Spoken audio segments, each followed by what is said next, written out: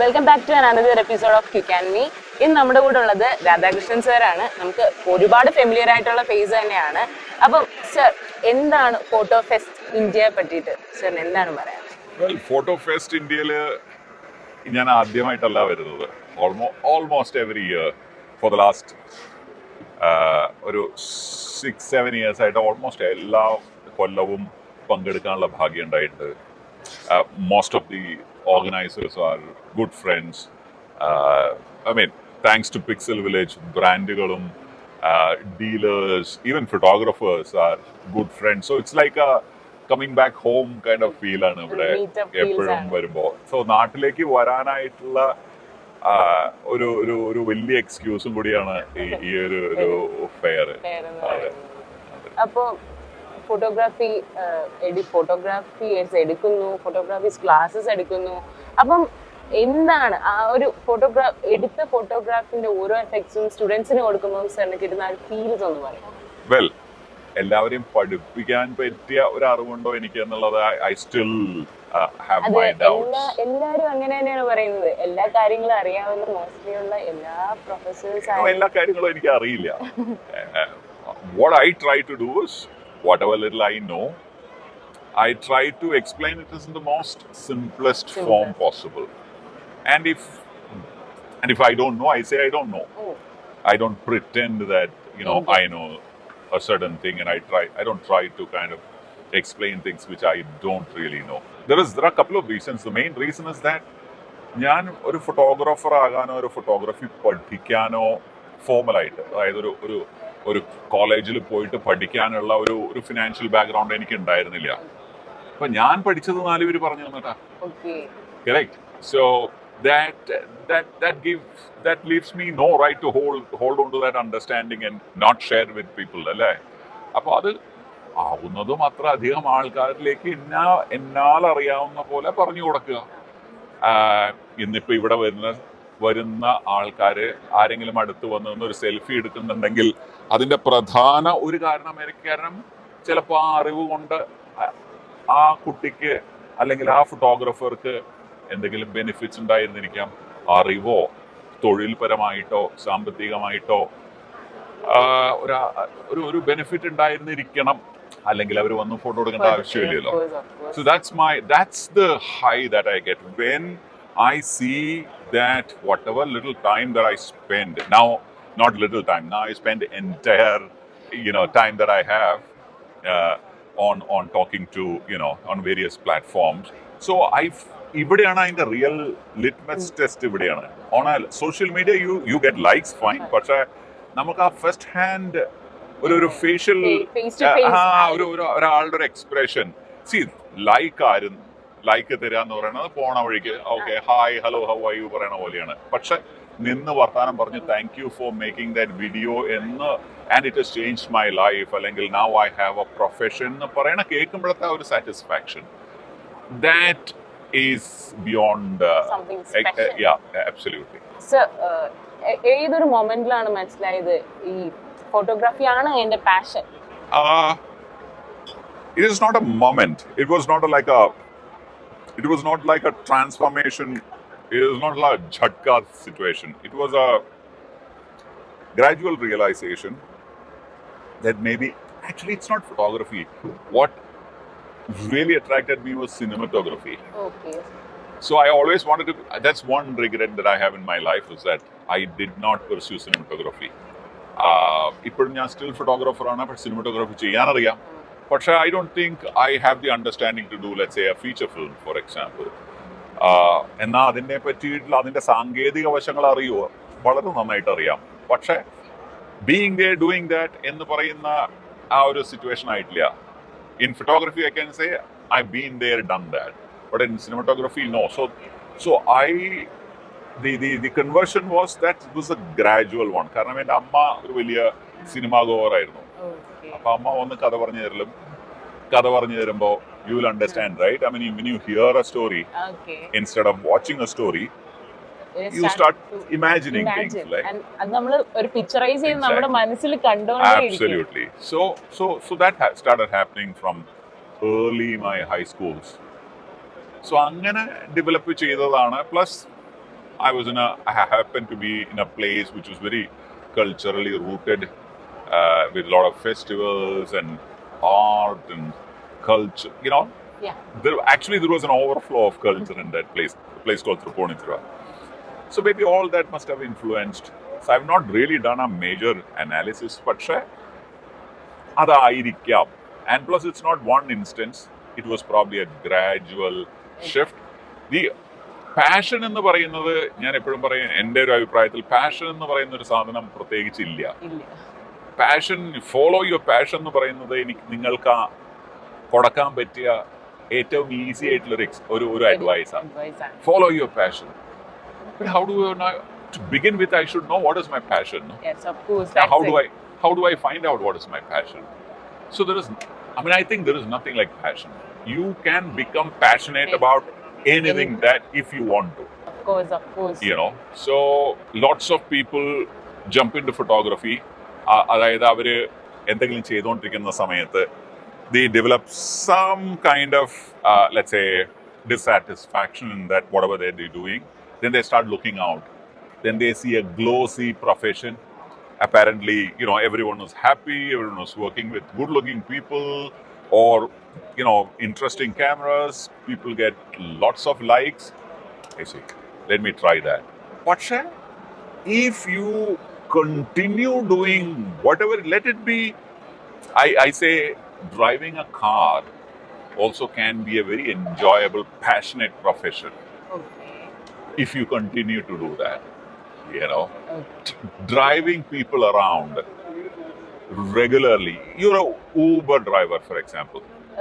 But there are two kinds of Uber driver. One guy will make your journey really miserable, then he'll not even smile at you. There's another guy who will become your friend.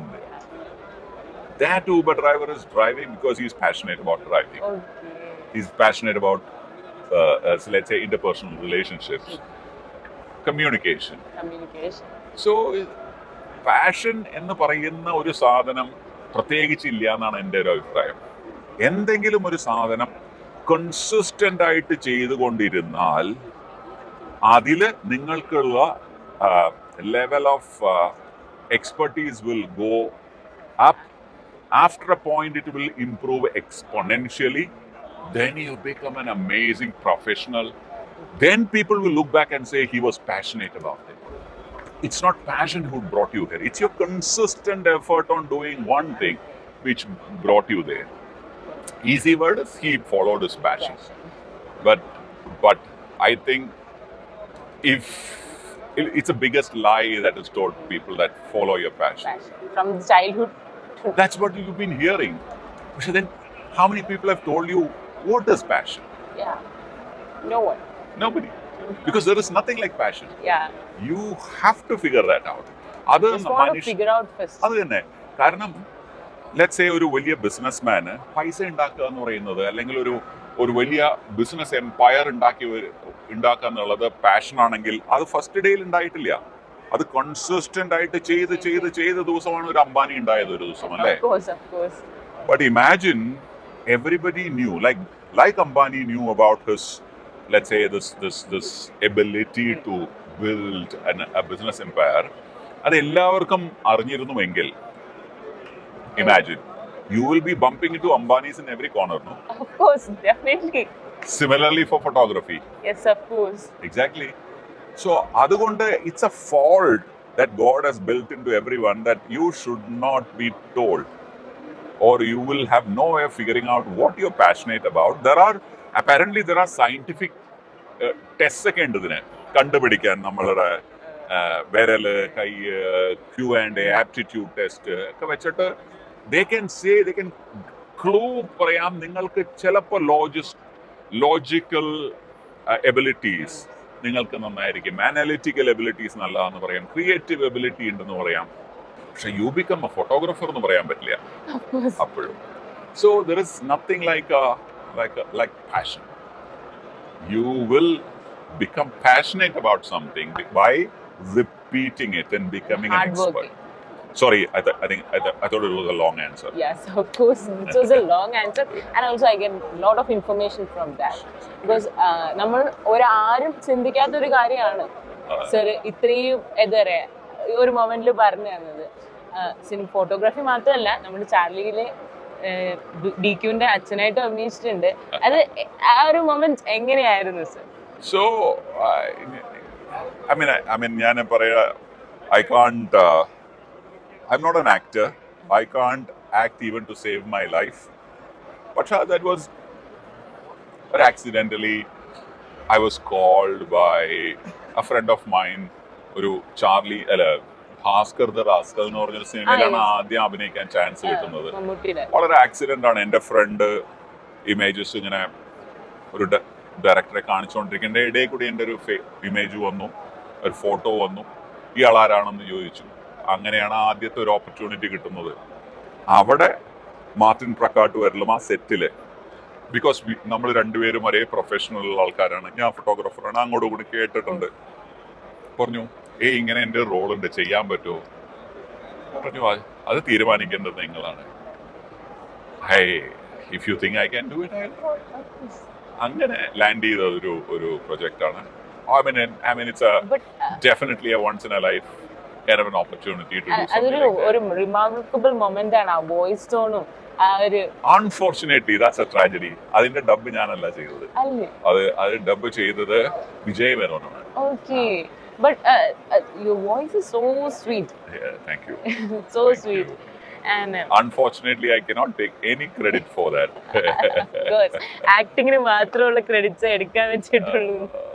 പിന്നെ sir ഏത് ക്യാമറയാണ് കൂടുതൽ use ചെയ്യുന്നത്? So I was originally ഒരു Nikon ആണ് ഉപയോഗിച്ചുകൊണ്ടിരുന്നത്. I was a Nikon ambassador for many years. YouTube തുടങ്ങിയപ്പോൾ ഞാൻ എൻ്റെ ഒരു തോന്നൽ എന്തായിരുന്നു വെച്ചാൽ, ഞാൻ ഫോട്ടോഗ്രാഫിയെ പറ്റിയിട്ട് ആർക്കെങ്കിലും പറയുന്ന സമയത്ത് ഒരു ബ്രാൻഡ് പെർസ്പെക്റ്റീവ് എന്ന് ഞാൻ സംസാരിച്ചു കഴിഞ്ഞു കഴിഞ്ഞാൽ, because photographers are very passionate loyal brand followers. ഒരു ബ്രാൻഡിന്റെ ഫോളോവേഴ്സ് മാത്രമേ നമ്മൾ പറയുന്നത് കേട്ടു എന്ന് വരുള്ളൂ. അതേസമയം ഞാനൊരു ബ്രാൻഡ് അഗ്നോസ്റ്റിക് ആയിട്ട് നിന്നിട്ട്, if I talk about photography, then I have that freedom to work with all brands. And then all brand users will listen. അങ്ങനെ ഒരു പെർസ്പെക്റ്റീവില് I kind of, I'm not attached to, from 2017 onwards, I'm not attached to any brands formally. I don't know whether it is a right move, wrong move, I have no idea. But so now I fortunately get to use എല്ലാ ബ്രാൻഡിൻ്റെയും പുതിയ ക്യാമറകളും പഴയ ക്യാമറകളും ഉപയോഗിക്കാനുള്ള ഒരു chance, thanks to pixel village and the followers, strength of the followers, it's not exactly mine. അതുകൊണ്ട് you get an opportunity to do so. Studio you get a lot of cameras. അത് ഇപ്പം നമ്മളുടെ പുതിയ 100 GFX 100 തൊട്ട് ഉള്ള എല്ലാ ഫോർമാറ്റുകളും എല്ലാ ക്യാമറകളും ഉപയോഗിക്കാൻ കിട്ടാറുണ്ട്. സർ, ഒരു ബിഗിനറിന് ഏതൊരു ക്യാമറ സജസ്റ്റ് ചെയ്യുമായിരിക്കും? സോ അതിപ്പോ ഒരാള് വന്നു കഴിഞ്ഞൊരു ഡോക്ടർ ഒരു രോഗിയോ ഇയാൾക്ക് ഏത് മരുന്ന് കൊടുക്കണം എന്ന് ചോദിക്കണ പോലെ ഇരിക്കും അല്ലെ. ഒരു സ്റ്റെതസ്കോപ്പ് ഒക്കെ വെച്ച് നോക്കി പനിയാണോ ജലദോഷമാണോ അതോ വയറുവേദനയാണോ എന്നനുസരിച്ച് അതിനുള്ള മരുന്നാണ് ശരിക്കും വേണ്ടത്. അപ്പൊ അതുകൊണ്ടൊരു ഫോട്ടോഗ്രാഫർ ആണെങ്കിൽ ഏത് രീതിയിലുള്ള ഫോട്ടോഗ്രാഫറാണ്, ഏത് നിലവാരത്തിലുള്ള ഫോട്ടോഗ്രാഫറാണ്, സീരിയസ് ഫോട്ടോഗ്രാഫറാണോ അതോ ഇയാള് പൈസ ചെലവാക്കി കഴിഞ്ഞു കഴിഞ്ഞാൽ പിന്നെ അടുത്ത ആഴ്ച വേറെ എന്തിനെങ്കിലും പിന്നാലെ പോവോ, ഇതൊക്കെ ആലോചിച്ചിട്ട് I usually recommend them. See, maybe you can try this, you can try that, you can try the other one. പറയാറുണ്ട്.